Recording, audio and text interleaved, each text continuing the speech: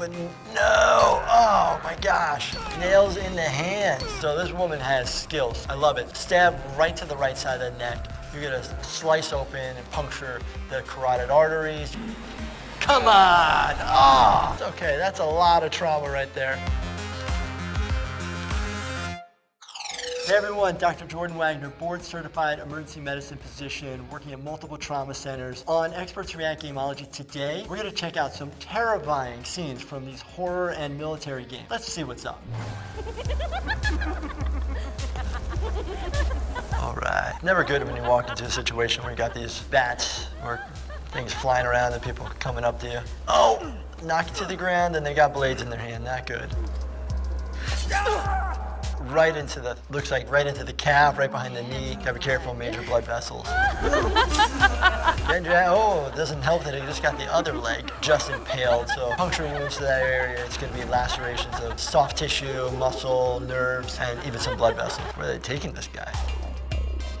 That lady is huge. Yes, that's Lady D. So she's massive, right? She's super tall. So the question ends up, somebody in real life is that tall, what type of changes to their body, what do they got to worry about? We got basketball players that play 7 feet, 8 feet tall. You got to pretty much worry about what happens to their joints, because we're all basically fighting against the same gravitational forces. So if you're having a lot more weight and a lot more force coming down, and you're going to have issues with joints moving forward. A lot of people that end up this way have something called acromegaly, basically where their growth hormone is just unregulated, and it's usually related to a gland in your brain that's overactive. So you just got to catch it before it continues too far down the road and actually can shorten your life if you end up having too much growth.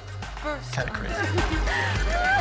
And now it lacerated one of his vessels so she can drink his blood, vampire, but there are other humans that want to drink people's blood and they actually do it. It's not good for you. If you need blood, you get an IV blood transfusion. If you drink blood by accident, your own blood, is going to make you nauseous and probably make you vomit. And sometimes people actually drink other people's blood. Now, if you do too much of that, you're going to get something called hemochromatosis, which is high levels of iron in your system, which isn't good. It's not good for vital organs. And so you'll need treatment to basically bind the iron to get it out of your body. So if you're anemic for whatever reason, you definitely need to get a blood transfusion. Don't drink anybody's blood. Now people will drink animal blood. It's a little bit more okay, so to speak, if you're drinking another species blood, but not another human's blood. That's just not what you end up doing. It's not good for your body and just not appropriate.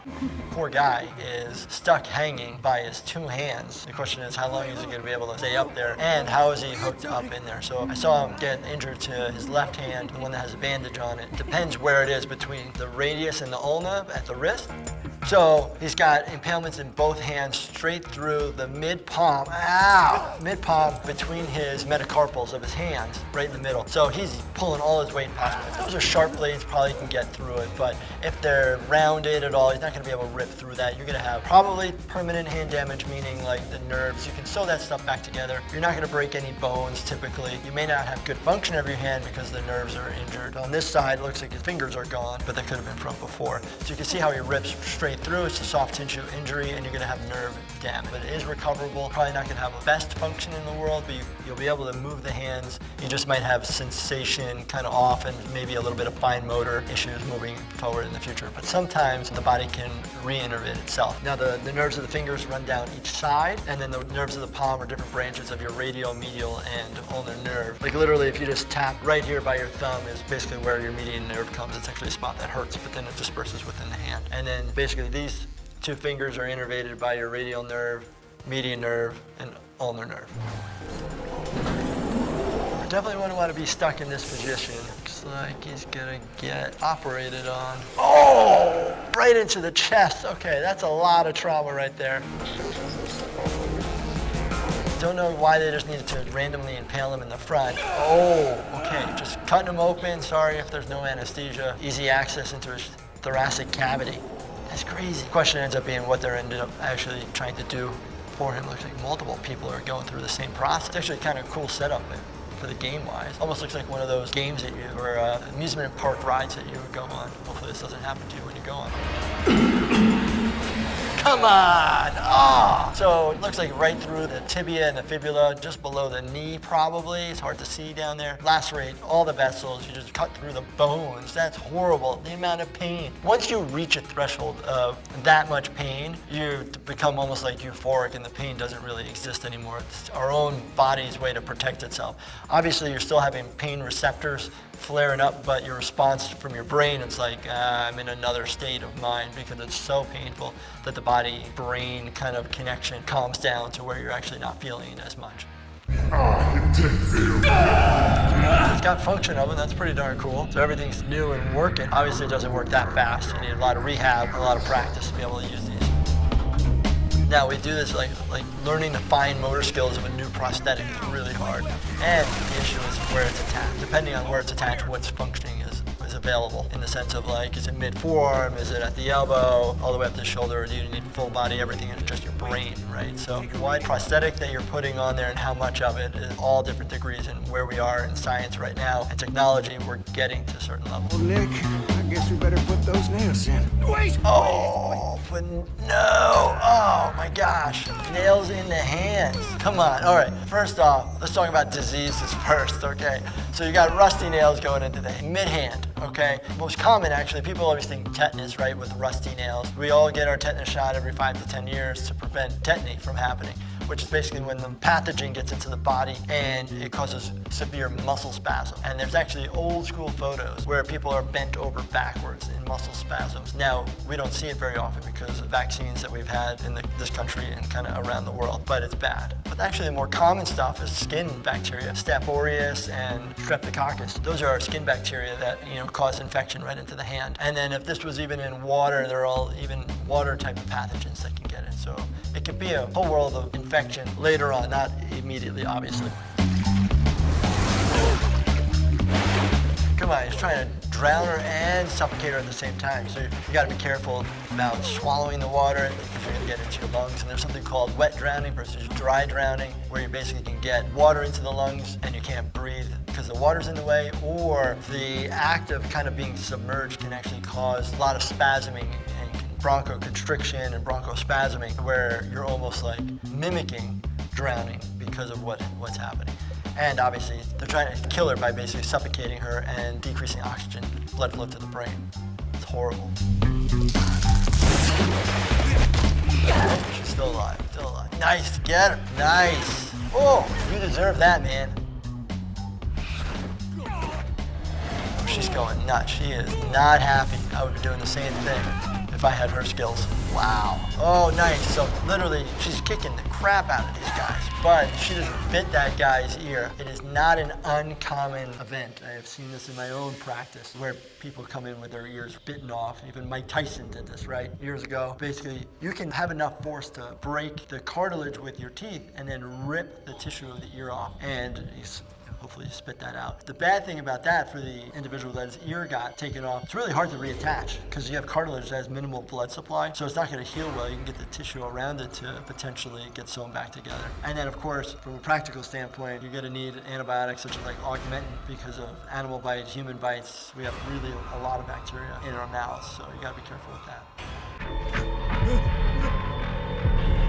Good for him. Whatever they were trying to do to this poor lady, they deserve everything. She took off the whole ear. That ain't getting nice. Heel right to the junk. It looked like they were trying to not even just kill her, but assault her in a way that you should never assault a human, male or female. Totally inappropriate, even in military settings. There's no excuses for that type of behavior. Awesome. So perfect. This is like a movie. This is amazing. So this woman has skills. I love it. Stab right to the right side of the neck. You're gonna slice open and puncture the carotid arteries. You're gonna get the jugular vein. And she is going nuts. She's gonna take out the trachea as well and just destroy all structures of the neck. This guy's got no chance. You wanna get in there too and turn and rip with the knife so you can't sew anything up. Look at this. This woman is pissed. All right, here goes a grenade. Sorry, buddy. And you and your friends are explosive injuries. This is where you get body parts flying around. You can get barrel trauma, you can get blunt trauma just from the injuries themselves with that type of grenade.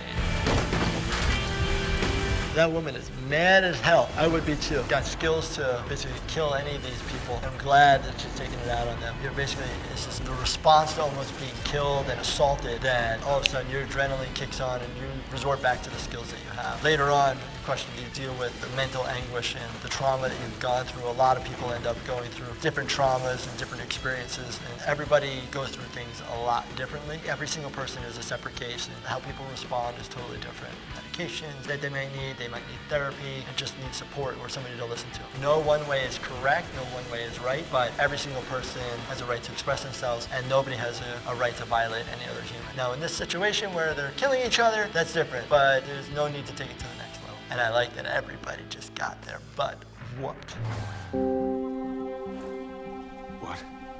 It's like so real. Look at everybody in there just like burnt up to a crisp. It's crazy. Like mustard gas in these situations used back in the day, potentially simple to make. It's like a weird chemical reaction, but it causes like burning of the skin can slough off, blistering, and then if you accidentally inhale it, the same thing can happen on the inside of your body. And the worst part is there's like no antidote, there's no treatment. Basically, it's like supportive therapy if you're alive and you make it through. Look at all these people. Versus if you're using like a nerve gas, they behave the same way as something called an organophosphate, like pesticide toxic, and basically where we have a mnemonic even in the medical field called dumbbells. What happens when you get these nerve agents where you get diarrhea, meiosis, you're urinating yourself, you're puking your brains out, you're having a lot of lacrimation, lactation, like everything in your body having to do with fluids is just flooding out, and basically you can like drown, and it happens seconds to minutes to hours, and then depending on the dose that you're getting, salivation stuff, and prevents you from drowning in your own saliva, so to speak.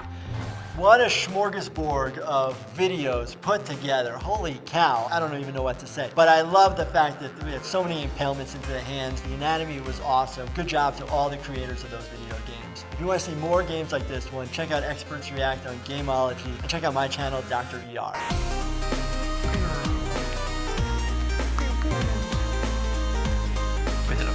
That was just ripping. All right, cool. Large trauma center in Los Angeles. Dr. Jordan Wagner here, board certified.